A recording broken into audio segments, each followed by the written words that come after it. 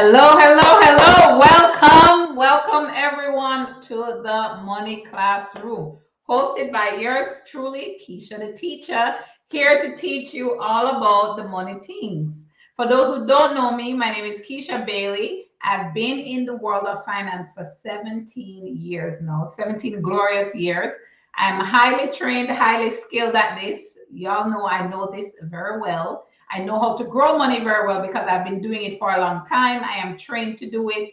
And this platform here on YouTube will allow us to be able to share that expertise with the whole world. Isn't that amazing? The whole world will be able to know, learn how to be better with their money. The aim of the money classroom, the real money classroom that we have here, is that we're going to empower you around becoming your best investor self. And while we're here to help our community turn the money you have into the money you want, we're going to be teaching you step by step exactly how to do that. And so the money classroom is here to educate, liberate, and activate wealth creation for everyone within our community. So drop in the chat. Let me know where you're repping from. Represent where we have people rolling in from. Well, hey, Lorraine from Portmore, Abigail, big up yourself. Dana from Goshen, St. Elizabeth, welcome everyone. I'm so excited to see y'all here. Today's episode is our first episode of the Money Classroom, and we're going to be talking about money strategies that you can implement right now during this time of war. It's a very sad time, but there's also always investing opportunities, and that's what we're going to be talking about tonight. And we have a very special guest who is going to be coming on to tell us how can we turn our expensive likes into lifetime investments. How do we take these expensive-ish things and turn them into lifetime investments? Because we're all about making that money, growing that money. That's why we are all here. So there are many ways to monetize fashion without necessarily starting a clothing line or doing buy and sell. There are many new innovative ways, and we're going to be talking about that today. So take a seat inside the money classroom, and we're going to teach you one or two things for sure. Canada, represent. So I'm going to start with a financial disclaimer. It is important that we set the right tone before we begin our discussion. The information provided on this show is for general information purposes only. No information, material, or service or any other content on this show constitutes any form of solicitation or investment advice or financial advice. You should always seek independent professional consultation and make your own investment decisions after you've done your own research. Very important to note, right? This is for education and entertainment purposes only. I am not your personal financial advisor. I gave up that lifestyle. I'm here to teach you. I want to make sure that everyone here comes and gets all the information and education they need to become wealthy. So with that, let's jump into our money news.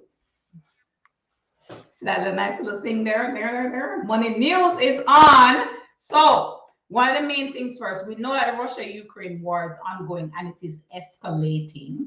But how exactly will it impact our pocket?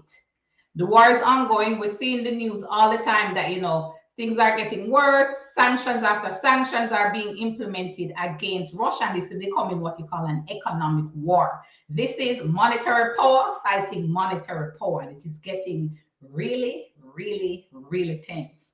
So one of the main things we notice is that prices are going up. And I'm sure everyone here is feeling the gas bill. You're feeling it at the pumps. You go. Every time you go, you're paying more and more per liter or per gallon for gas. Food prices are also going up because Russia contributes a lot of production of wheat. And because of that, we're going to be feeling it in our grocery bill as well. So we're having rising oil prices. We're having wheat prices going up, and also metals like palladium, a form of precious metal. The price of that is going up as well because Russia is a major producer and whole war crisis going on. So when we think about the impact of the war on our pocket, we have to then Two things you can do. You can say, you know what, I'm gonna scrimp and I'm gonna save, and I can't do nothing. I just want to eat, drink water, eat lettuce, mega farm, till the land. We don't want you to do that.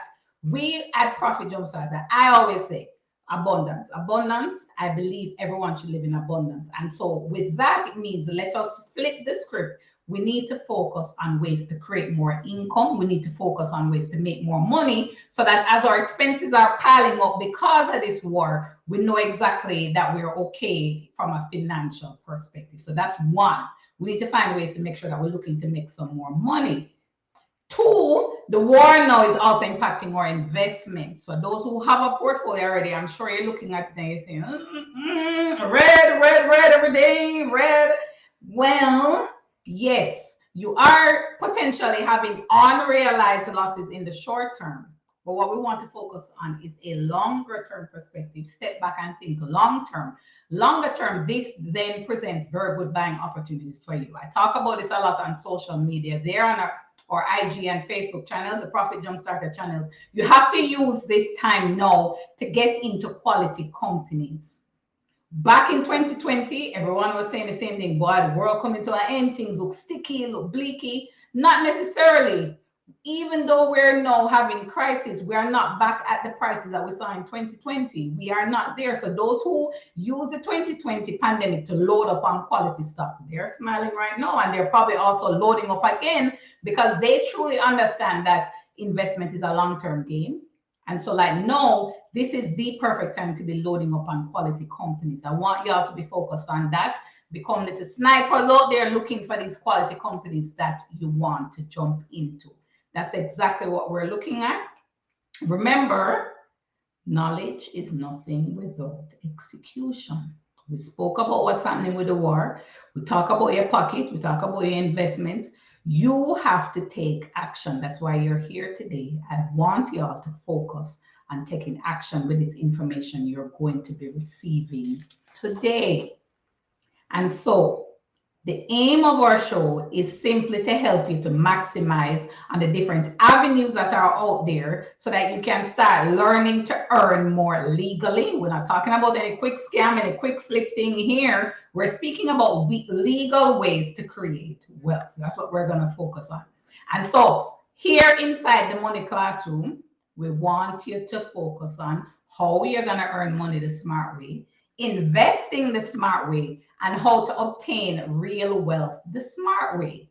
Now we're going to kickstart. We have now International Women's Month. That's what's going on. And for International Women's Week, which is this week, I saw it very fitting to bring on our lovely guest, Camille Darby. She exemplifies Black Girl Magic. You all will see it for yourself. She is amazing. She has done the thing. She has made major strides overseas, and her story is very unique. She also has a lot of money lessons to share with us. So this segment we're going in right now is called The Lesson. This is where we're gonna break down everyday money concepts and see what persons like Camille have done on their personal money journey. And maybe there's something for you to take out of it as well for yourself.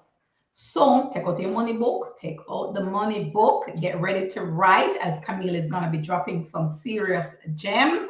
Take out the money book, get ready, because the lesson is here.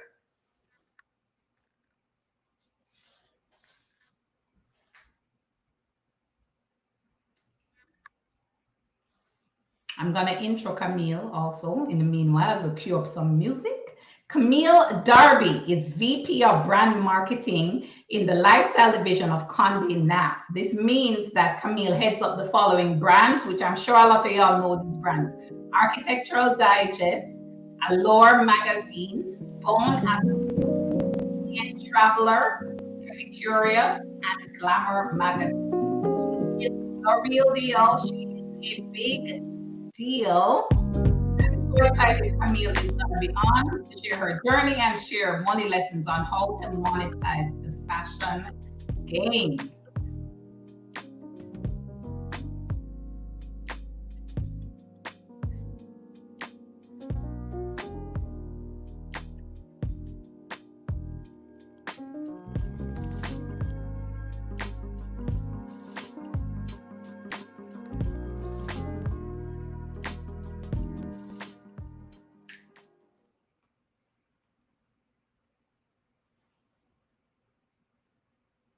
All right, Camille, Hi, welcome.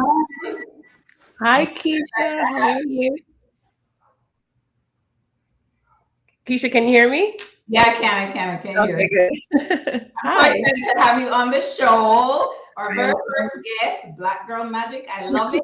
We are doing the thing. Women, we are out here doing the thing with our money and with our lives changing the world.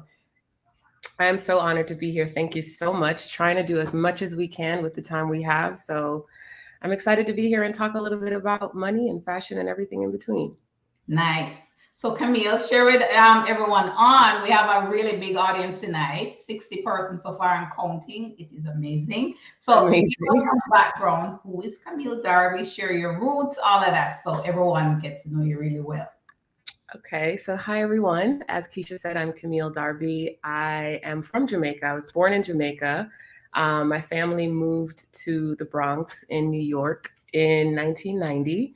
I was around 6, almost 7 years old at the time, but it's interesting because so much of my very vivid childhood memories still rest in Jamaica. I remember the house I grew up in. I grew up in Maypen, Clarendon, for anyone who is familiar with that area. But I've obviously spent a very good chunk of my life, most of my life here in the States. I live in Brooklyn and I, do a lot of things or have a lot of passions, one of which is fashion, storytelling, and also being a marketer. As Keisha sort of ran down my bio, I'm currently heading up brand marketing at Conde Nast, overseeing quite a few publications, which I'm really excited about. And it's been an interesting journey in terms of how I'm able to weave my interest in writing, my interest for style and fashion into my day-to-day job. So excited to talk to you about all of those things. Amazing. All right. And so share with us your money philosophy, because we love to talk money over here. Share with us your money philosophy and how has your roots and having Jamaican parents impacted your money philosophy? So it's such a good question because my money philosophy actually is evolving, and it's evolving for a few reasons. One, I'm making more money. And so once you make more money, you sort of have to reassess, okay, where do I need to be spending? How do I need to shift things around? But with regard to the philosophy as it sort of pertains to my background and my upbringing, when you're an immigrant family and you come to a country that is, pegged as the country of big opportunity, which in a lot of ways it is, it's also a rude awakening in terms of how you look at money, how you handle money, and how far your money stretches. And I think, for my parents who had careers in Jamaica, my mom was a teacher, as was my dad. They owned a home for my sister and I. And, you move to this country and you live in a small 1 bedroom or 2 bedroom apartment in the Bronx. And so it's a culture shock in so many different ways. And I think it sort of, just sort of readjusts how you think about what you need to do and what the priorities are. How do I start over and get a job? What does that look like for me? How do I employ my education that I, earned when I was in Jamaica and use that as an opportunity to sort of get a new career here? And for my parents, they had to start over. My dad didn't start working for 2 years until, he was able to really find something that made sense for his interests and what he wanted to do. And my mom, being a teacher, had to substitute for a long time, which was such an interesting sort of blow to someone who has all of her degrees, her everything that you need to have to be a teacher, and you have to sort of come back here and start over. So in a lot of ways, there was a scarcity mindset. It was, we're not where we need to be, so whatever we are earning, we have to make sure we hold on to it with the tightest grip. And so that meant, okay, so we can't, spend here or do that or do this, or really enjoy any of the fruits of our labor, even if it's one fruit.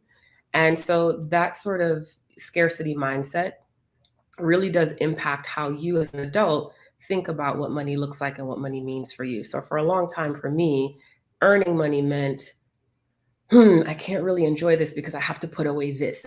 You have to put away this percentage. And so when you go and you try to do something that you might find to be an indulgence of some sort, it feels almost guilt ridden. Yeah. And so I'm in a space now where I'm just now really getting out of that mindset and understanding that, okay, if I've earned this much, I have done that. I have earned it. But I also have the opportunity to enjoy it. And what does enjoying it look like for me? What are the things that I value, where I want to spend my money? And for me, a lot of that is self-care. and Oh, how I yeah. and sort of like, how I define self-care. And a part of that is also my love and interest in fashion and like looking nice and feeling good. Because I definitely believe that, once you look nice or once you look good, you start to feel good. And that runs a full gamut. It could mean a lot of different things for a lot of people. But I'm really sort of evolving my philosophy around money to be able to really center it in balance. How do I balance preparing for the future, being, as smart as I can, but then also living my life? Because at the end of the day, like, you can't take it with you. And we've all heard that before. So how do you really sit here and enjoy the present day moment of how you can really like enjoy the fruits of your labor? Yeah, that's really good. So, as an immigrant myself, 'cause I left Jamaica and moved to Canada, struggled with the same thing when I just got to Canada because it was like, all right, you're here, you can't mess it up, you can't go back home, it's a whole new place. How do you deal with being in this new place, new currency, price of this is different, and also thinking with your parents that boy, I have to take care of my mother, I have to make Right. sure there. Do you think about that often? Like, what's the money relationship with your parents, and how do you navigate through that? However, lots of Jamaicans are like everybody can resonate. What, mama, what Well, do you think about it? What would be your advice on that? I honestly, I've been really fortunate that my parents both do not expect or rely on myself or my sister to take care of them in any capacity. And if it, I actually kind of want to step back for a second, because when I think about how the American dream is defined, they exemplify that to me. They're, again, two working people who came to this country and started from scratch in their, I guess, what, they were in their 40s at that point. And as I'm nearing the age that they were when they moved here, I'm really starting to understand how almost wild that is, to come to a new country at a certain age and start over.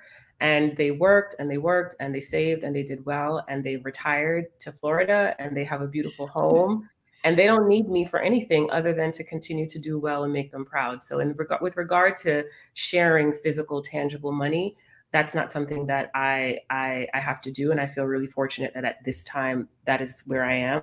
However, I think, when they see where I am, my mom being just like very many Jamaican or West Indian mothers, make sure you put away your money, make sure you save. And so that's still very much present in our conversations.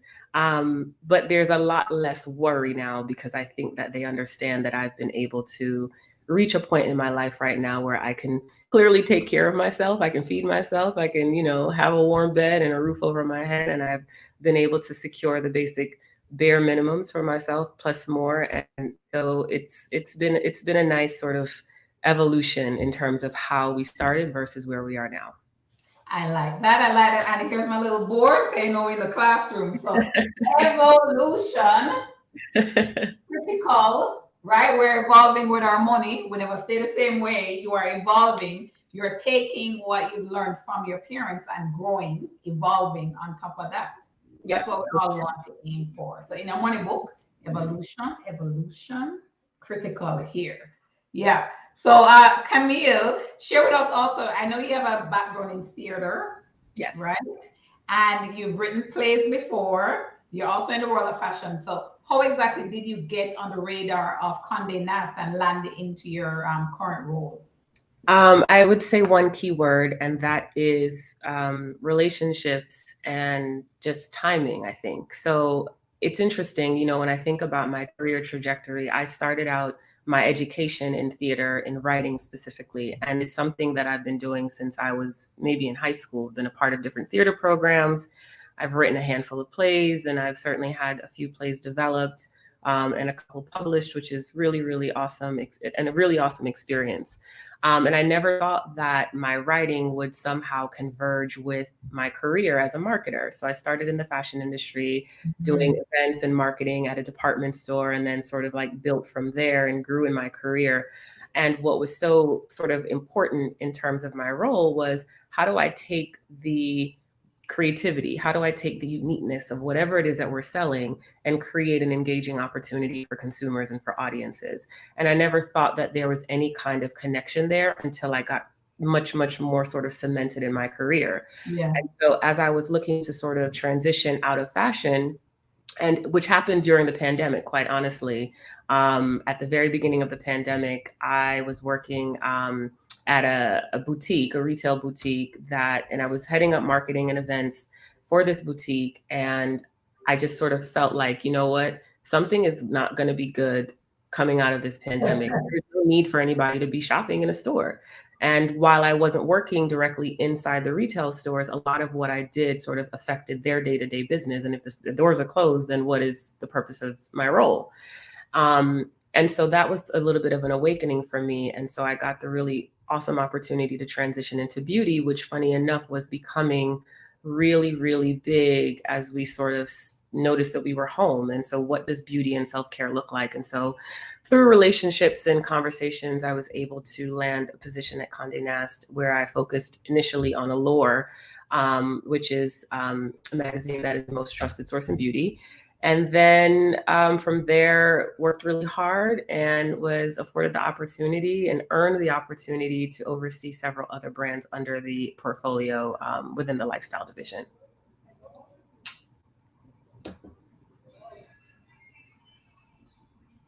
Keisha, I think you may have frozen for me.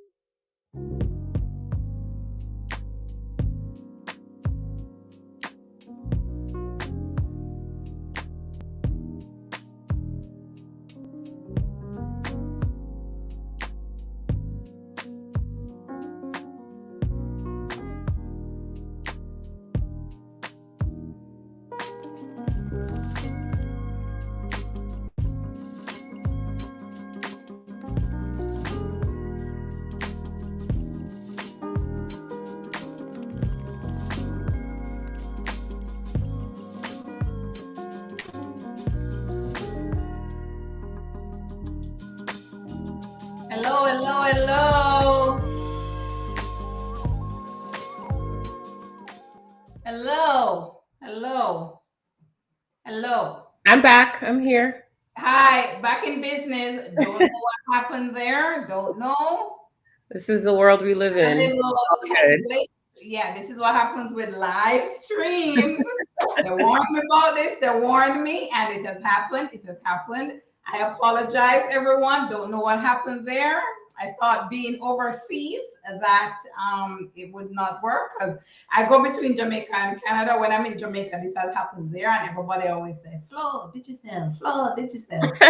No, over here in Canada, I don't know who I'm gonna blame. I can't say, "Hell, Rogers." My internet is always spotty too, so don't even worry about it. Yeah, so we are back. We are back. We are back. All right. So, Camille, you were walking us through your role, your current role at Conde Nast and what that entails. But I want to know what the future holds for you. You're living an amazing life now. You've done great things. Your parents moved to the US from Jamaica. You went through, up, downs, career, navigated all that, landed now in a major brand, doing big things with that brand or brands. What does the future hold? And especially tying it back to the money, because we always will talk about the money. So if you think about your money future, Yes. what does that hold? So one of the things I like to say, and so I'm a big believer in speaking words into existence, and I didn't even realize, like, you say something like that, and you say it because it's a thing to say, until you realize that things actually do materialize if you really put it out in the universe. And I'm a big believer in that. One of the things that I was saying to myself as I was sort of thinking about my professional career was, I want to stay in marketing until I maximize my earning potential. And I had no idea what that actually meant, right? But and it wasn't a number. It wasn't like, I want to earn X amount by this year, and this is what maximizing my earning potential meant. It just meant, how much money can I really get on an annual basis doing this work and doing it well? Whatever that number is, God, whatever that number is, universe, I want to maximize that, right? Yes. And so as I think about that, and as I think about the convergence of my background in theater and in writing, and now also stepping into fashion, which I know we're going to get into in a little bit, that is also a big part of maximizing my earning potential. Truth be told, I have no idea what I'm doing, right? Like, so many people don't have no idea, but like, what's happening for me is I am meeting every moment as best as I can. I'm showing up. I'm trying to show up as myself always, and that's not always easy. But I'm meeting every opportunity, every moment that sort of comes my way, and thinking about how I can sort of create one person, which is one Camille, whereas before it was, no, it's Camille the playwright. Okay, shut that off because now I'm at work. Now it's Camille the marketer. Okay, shut that off because I'm going to be on Instagram talking about my cute outfits. No, I'm one person. It's all going to come together. So with regard to future, it's, to me, figuring out how to continue to do that and do that in a way that feels authentic to me. As a writer, I have huge goals in terms of, having my plays produced, having television shows. I'm working on a screenplay right now with another writer. So I certainly have a lot on my plate with regard to my future. But I just want to continue to be able to meet every opportunity and maximize every earning potential possible. Yes. That's the main thing. We love making money here. We love that. Maximizing. So let us talk about fashion. That's the thing. Okay. We have a lot of fashionistas watching, and they're like, all right, talk about the things. They want to hear about the Gucci, the Fendi. And so we're shifting focus a little to know your IG business and how you're growing that, and possibly sharing tips for persons who are listening and saying, I look cute. I love nice things, like, I love self-care. What can I do to make some money? Because Keisha told me that prices of things going up because of the war. So how can I make some additional money from my love of fashion? Absolutely.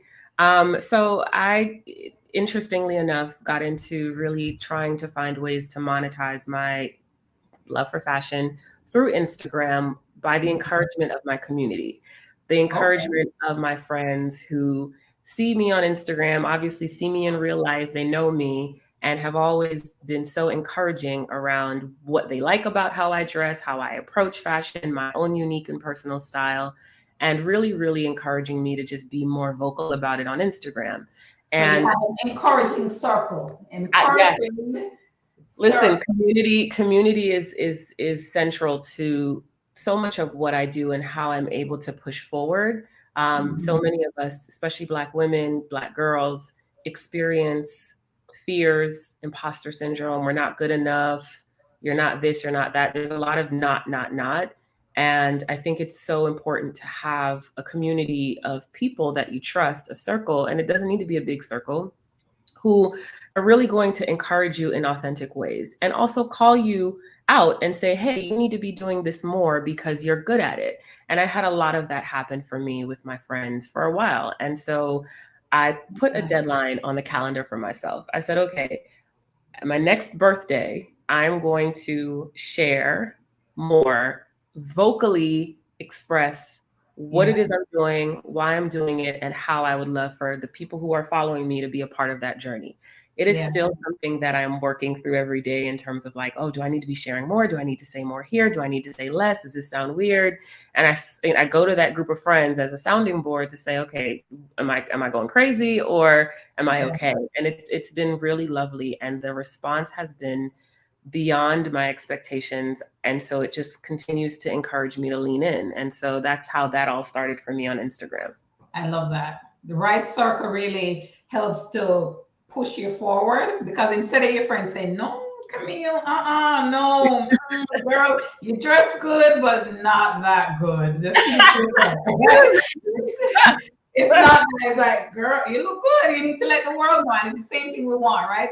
I speak a lot about building a circle, having the right type of circle, that circle that's about money, that's about ambition, that's about moving forward. So it's very good that you can say, yeah, that's really what pushed me into launching this side of the business. So that's good.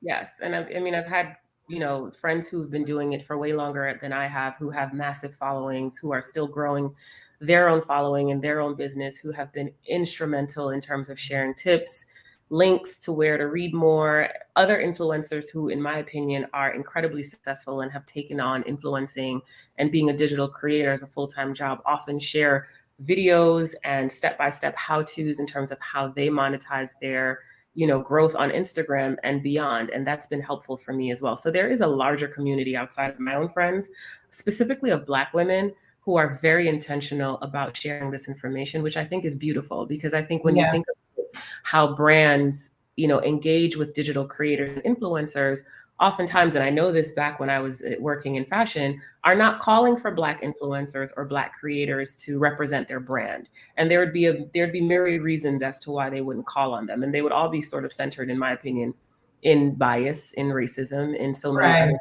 things.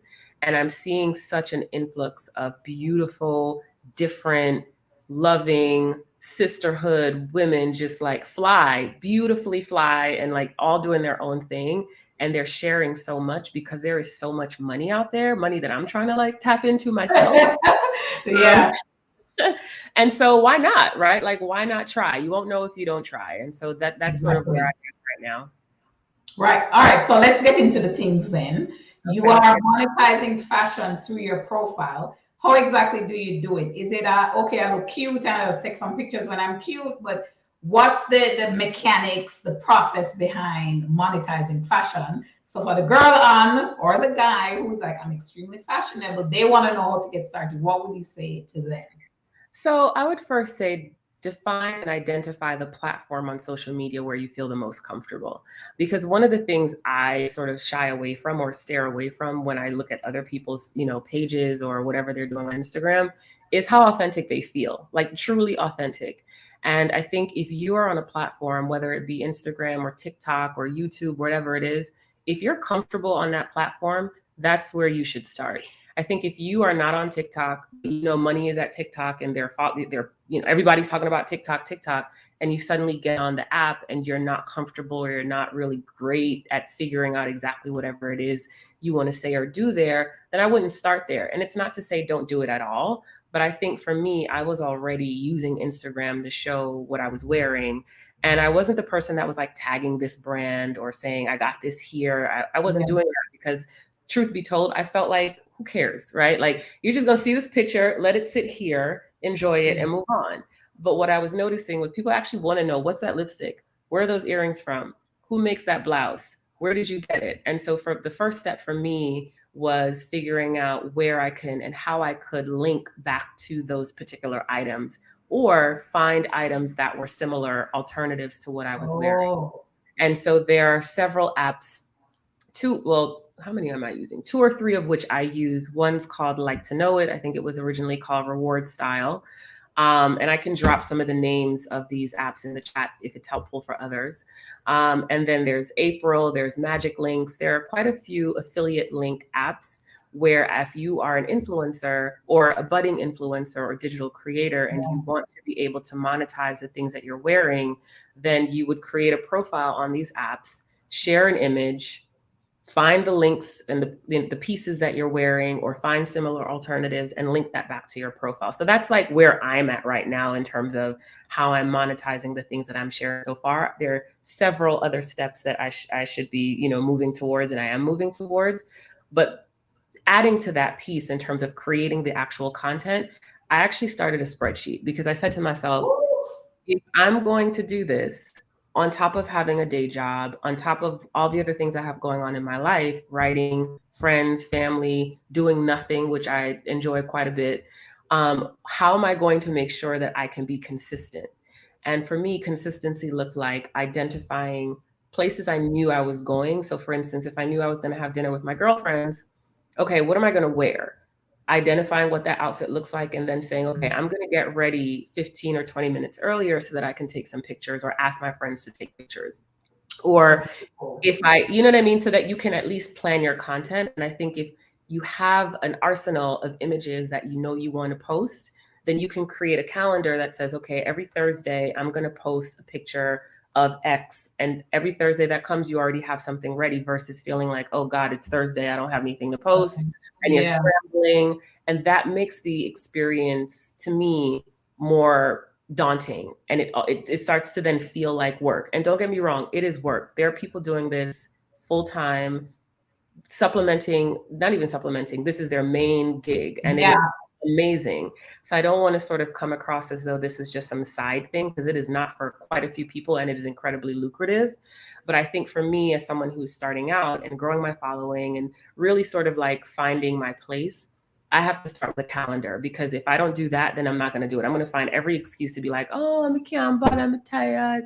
Oh, I said I was going to do this. I'm not doing that. So I try to stick to a calendar. I have a really close friend who I work with, and we meet on a monthly basis to like bounce ideas off of each other and share. She's also stepping into that space as well herself. And so that's been really helpful in terms of consistency and really giving me the confidence I need to keep going. That's good. So you dress, you make sure, all right, I look good, take the pictures, you post them, and then you're saying you use what? Like it to know it? It's called Like to Know It. Yeah, like to know it. So somebody, I think Raquel in the chat was saying, all right, drop the link. She wants to know herself. What are these? So you can tag them, and you tag them, and then if people buy from those sites, yes, then you pay. Right. And so to be really clear, you have to apply to be sort of accepted to these apps, right? And for someone who did not have I still don't have a whole ton of followers based on what a lot of sort of digital, as compared to a lot of other digital creators. And so I was like, well, are these people even going to think I'm serious? Because I have, at the time, I think I may have had like 900 followers, which again, may seem like a lot, but it is really peanuts in the industry. You know what I mean? And so you have to apply, and you wait a few days or a week or so. And in my case, I was accepted, and I say apply for all of them. There are other affiliate brand or links or apps that require you to have a certain number of followers, or have different requirements all across the board. So I think there's tiers to it, but Like to Know It in particular, which is where I started initially, did not have those guardrails, which I thought was really great. And to be extra clear about the money you can earn, you're only earning a very small percentage of what anyone may buy. So it is not like, you post a sweater that costs $50, you're getting half of that. That's not happening. But you will see some level of, of a kickback with whatever it is someone purchases. And in a lot of those cases too, so if you, link out to a sweater and someone goes that link through your affiliate link, and then they're browsing other items on that website and they check out and buy those items, there is a possibility that you also get a percentage of everything else in their shopping cart. So there are ways to do it. It is not, in my opinion, like the number one way to make money as a fashionista or whatever you want to call it on Instagram, but it is one way. And it is a way that I think is easy to do once you just sort of get into the groove of doing it. Yeah, that sounds good, because even if, all right, you're not going to make a fortune, but there's really nothing that you kind of hit out of the park right away, unless it's scamming, and we're not about the scam life. So There's nothing really like that. Even with investing, it takes time. It takes you putting in effort. Right. And so the fact that you're able to monetize the fact that you look good and that you got your shirt from this store is amazing because it's what we call passive income. I Right. have the shirt already anyway. I take two pictures, snap, snap. I can make some money off of it. It's passive. I'm not going out there to stand up and hold up the shirt and say, hey, buy this now. Right. But you're monetizing in a very passive and smart way, which we want, right? So that's really good. But what also about in some of these other sites that I've seen where you could also, I see people doing like bags and shoes and they're doing this whole, let me buy, let me resell, that kind of thing. What Yeah. about that? So that's certainly another, I've done that as well. So there are a couple of different ways you can do that, right? So if you have, a bunch of stuff that you want to get rid of, I have a friend actually who just uses her Instagram to sell things that she doesn't want in her closet anymore. She takes the time to try on pieces, she'll style them, she'll post it, post all the details you Yeah. need, and then a price, and then she'll ship it out to you. And that's been really lucrative for her. It takes a lot of work, but it works for her, right? But then you also have the opportunity to go to different sites that are reselling sites or consignment shops. And I've done this quite a bit. So there's Poshmark. And again, I'll drop some of these in the chat for you Yeah, guys. Raquel is very eager. Raquel is like, what are the name? What are the name? We're gonna hook you up. Do not worry. But Poshmark is one of them. It's very easy, and what it is basically is you take photos of the things that you no longer want. Yeah. You go through all of the questions they ask in terms of, if it's brand new, if it's worn, if it still has the tags, if it's brand new, basically the condition that it's in, the original cost of it, so on and so on and so forth. It's pretty user friendly. So essentially, Oh, you take that information, you post it, and then you have a community of people that you have to also build because there are followers there as well, and that those are kind of easy to come by, at least in my experience. And they buy your things, and then as soon as they buy them, Poshmark takes a percentage because they're obviously a business, and then yeah. you get the remainder. So you set the price for what you're selling. They have recommendations based on the items you're selling, so I think it's important to look at that, but also don't undersell your stuff. So Poshmark is one of them. The other thing is Tradesy. Tradesy, I think, is probably more geared towards designer pieces. I've sold a few things there as well. And there's Real, and that has a physical brick and mortar store in a few cities in the US as well. So there are a number of different places and outlets where you can sell pre-loved items and where you can also purchase pre-loved items, which I know we'll get into as well. Yeah, so pre-loved, as the name implies, in Jamaica we say brand new second hand, but pre-loved, as they are called now, is actually a big thing. So Yeah. when I link it on the investment side, and I think, well, I bought this item, like a handbag, Hermes handbag, Gucci, Louis Vuitton, and so forth. These bags now appreciate in value because what happens, a lot of these the manufacturers, they make a limited amount or they do limited editions, and so when you buy that bag, it potentially increases in value over time so that you can buy it today, hold on to it for a couple months or years. The value will go up, just like we talk about stocks. The value goes up and then you can resell at that point, make a nice little profit. So Right. a lot of girls, nice and cute, they'll buy the handbag, the thing, and then they say, oh, and they throw it away. We want to probably stop doing that and look into the resale value because a lot of bags, 100%. shoes I see nowadays holding their value.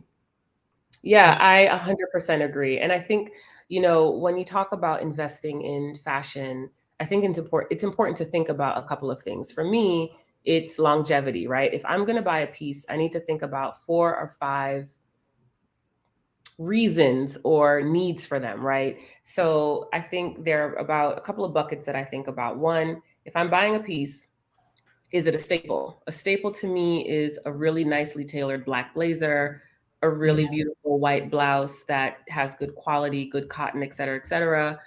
A piece, what I like to call something that's like, this is just a standout piece in my closet. I know that when I wear this, I am going to be a showstopper. It is worth every penny that I'm spending, although pieces don't have to cost a lot, although most times they do.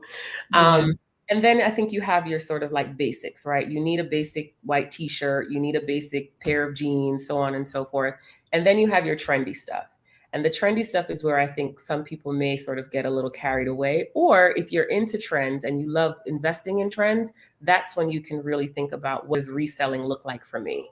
And so with regard to that piece of it, or that bucket, I like to really only identify shoes and bags for that sort of bucket, because those are the things that, maybe less so shoes, I would say bags, and maybe even jewelry, like Yeah. actual fine jewelry or certain types of pieces, depending on where you're getting them, are definitely places where I would look to, if you're going to invest in a trend, know that there's an opportunity to potentially resell that. Yeah. That's pretty cool. We're gonna open up for Q&A, but I wanted to also check on investing in stocks of these companies. So we spoke about Gucci, Fendi, Prada. We spoke about, we might know it. We talk about Real, and you also can buy stocks in these companies. So for some persons who are like, yeah, love fashion, but I don't really see myself going full on to be an influencer. What you Right. could then do, LVMH is the ticker for Louis Vuitton Moet Hennessy. That is the parent company of Gucci, Fendi, Prada. They are listed. Their stock has been doing very well this year because of what's been happening with inflation, because we know people are going to buy that handbag. They're going to buy that shoe. They want to feel good about themselves. And so they still do go out there and buy these items. So I want you guys to consider on the money side, the investing side of it, that LVMH. There are also other ETFs, exchange traded funds, which are groups of stock that represent these companies. Target is also listed, and Target has some really great pieces as well. So another area to think of, different ways to monetize fashion. I can think about going influencer. I can do affiliate links. I can do resales. I can buy the stock. So lots of ways to make money in this fashion game. And so we probably have questions. Maybe people drop them in the chat. I know So Raquel has a bunch. She wanted to know the other two app names. They gave her a like to know it. She wanted to know Let me the look. other Let me look right now on my phone. So what Magic Links is another. So there's Magic Links, there's Like to Know It, there's also April, and April is spelled APPRL. I'll also drop that in the chat. So those are places I would definitely start in terms of building those affiliate links. And listen, the goal really, well, not the goal, everybody has different goals, but one of the goals in terms of also monetizing what you're doing on your social platform is to really start to garner brand partnerships, because that's where a lot of the real money comes in, right? Yeah. If you are building your platform and you are building your community of followers and you're consistent and your content is relevant for your community, then brands will start to notice you, and they will likely, want to contract you to be a part of some sort of brand partnership. And those run the gamut in terms of costs from A to Z, right? I'm not there yet. I have not yet secured a brand partnership, but there is lots of light in my future, and I'm looking forward to whenever that does happen. But that's a very lucrative way as well to really start to monetize your, interest in fashion, or just being a digital creator on whichever platform you choose. That's good. That's good. I see another one. Ayana is saying, where can I sell the clothes I have in my closet? Well, Ayana, let's think. It depends on what you have, right? So I would say if you are trying to sell things that are more of like day-to-day items that are still in good condition and don't necessarily carry a designer label, I would definitely do Poshmark. Poshmark is a wider community of, or a wider has a wider array of items that you can sell, from your fast fashion thing from like a Zara or an H&M to your high-end things as well. So I would definitely look at Poshmark as one option. I also think if there are consignment places, whether that is physically in whatever city you live in, I would definitely take your things there and have them take a look at it and see if that's something that they would sell. But just know that everything that you do sell, wherever you sell it through as your sort of liaison, they're going to take a cut. So I think it is important to assess what you're willing to take for the things you're selling. That has definitely burned me in the past, where I'm like, wait a minute, I spent this much on it, I wore it twice, and you're taking 30%? No. So then, you sort of take 30. Wow. That's just me throwing a number out. But there are definitely places, not the ones I mentioned, that can take as high up to 30% or maybe a little bit less. It just really depends on where, and it depends on what it is. Yeah. But if you do it on Instagram yourself and you sort of create your own closet, you're taking 100% of that money. So if you have the time and the patience and the willingness to do that consistently and create sort of a closet on whatever social platform you want to, where you're comfortable, and you're selling it yourself, just do it through PayPal, Venmo, whatever it is, and set it up yourself and go from there. And then you keep 100% of whatever it is that you sell. Yeah, that's pretty cool. That's pretty cool. Yeah, so I've seen people also doing that. They have the Instagram profiles and they're like closet sale, and a lot of people kind of rush in and do buy from them because they say, "Oh, I love this," or "I can't get this item right now. It was there last year in the store, but you have it," and they just buy it from you. So that's for sure. Right. True. So true. Okay, and Raquel knows the thing. She's saying it's 20%. Okay. But thank you so much, Camille, for talking to things, monetizing the fashion game. That's what we spoke about today inside the lesson, inside the money classroom. I'm so excited that you were here. I'm sure a lot of persons really enjoyed and got a lot of money gems from what you shared. Thank you so much for being here with us today. Thank you for having me. This was such a good conversation. All right, so take care. I'm gonna wrap up when we come back with the homework because we know you have to do the work, you have to do the work, you have to do the work, guys. Oh, see, I know I share anything. The class is nice. I'm loving this. Great start, Keisha. Thank you. And Nona, I love it and I appreciate it. All right, so we're gonna take a little switcheroo and then we'll come back. We're gonna talk about homework. We have to do the homework always.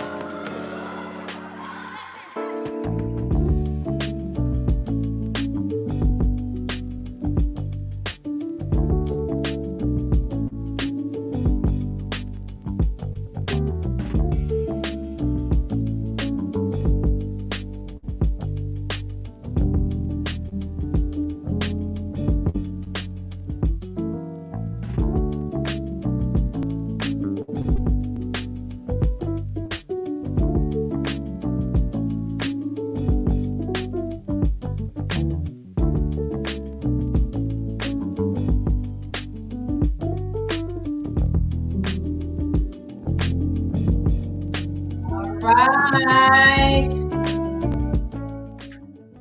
So you guys are seeing our little placeholder here for the money squad.